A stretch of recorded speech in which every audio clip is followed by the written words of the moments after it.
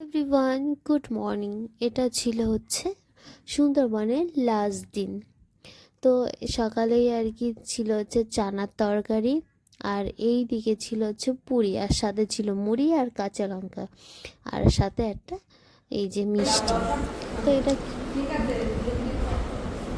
Breakfast করা ডান, এখন চলে যাই ফ্রেশ রেডি হয়ে। তো এইদিকে কিন্তু আমাদের আমাদের ব্যাগপত্র গোছানো কমপ্লিট। এই যে আমরা এখন বেরোবো, আর এই ব্যালকনিতে আমি একবারও আসিনি, কারণ সেই বিকালে ঢুকতাম, তারপরে একটু রেস্ট নিতাম, আবার বৃষ্টি পড়ছে, এই তো চলছিল।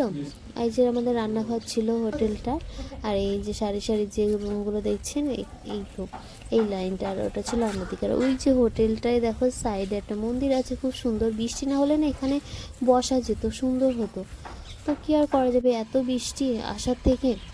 আর এই যে আমাদের ইলিশ মাছের বিরিয়ানি যাচ্ছে, কাকুটা নিয়ে যাচ্ছে, আর এতটাই ঢালু দেখুন, আমরা এতটা ঢালু ওই যে কতটা নিচে আর কি ঘরগুলো ছিলাম। তো যাই হোক, এবার চলুন যাওয়া যাক।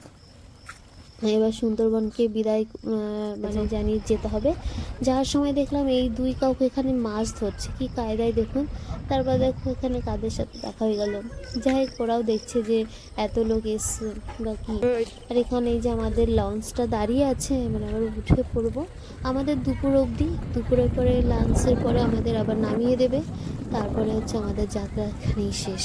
তো যাই হোক, আমরা বনলতাতে এসেছিলাম। তো এসে এই যে এখানে সিটটায় বসবো। মেঘ আকাশের অবস্থা কিন্তু ভালো না, বৃষ্টিও চাইছে যে একেবারে আমাদের নামিয়ে দিয়ে বিদায় জানিয়ে বৃষ্টিটা বোধহয় থামবে। দেখতে পাচ্ছেন পুরো আকাশটা মেঘে ছেয়ে যাচ্ছে। তো যাই হোক, এইদিকে কিন্তু যথারীতি আমাদের লঞ্চটা শুরু করেছে তার নিজের গন্তব্যে। যাই সুন্দর, এই যে 2 রাত্রি 3 দিন আমরা বেশ মজা করে কাটিয়েছি। কিছু অচেনা মানুষ থেকে অনেক চেনা। যাই গল্প করতে কান্না ভালো লাগে, তারপর যদি এমন একটা ওয়েদার থাকে তারই প্রয়োজন যায়। আর এদিকে যে আমাদের এই যে কাকুটা যে লঞ্চ চালাচ্ছিলেন, উনি খুব ভালো, আর ওনার অনেক অভিজ্ঞতা আমরা শুনলাম বাইরের সাথে তার যুদ্ধ কীভাবে এখানে মানুষের জীবিকা আমরা সবাই জানি, কীভাবে কঠোর পরিশ্রম করতে হয়, কত কষ্ট করে তাদের সংসার চালায়। এত পরিমাণে বৃষ্টি হচ্ছে, ওপরে আর বসার উপায় ছিল না, যেন বাইরে এসে ভেতরে এসে বসলাম। এত বৃষ্টি, বাপরে বাপ। বিরিয়ানি আর এদিকে ছিল চিকেন। তো এখানে আমাদের গন্তব্য শেষ।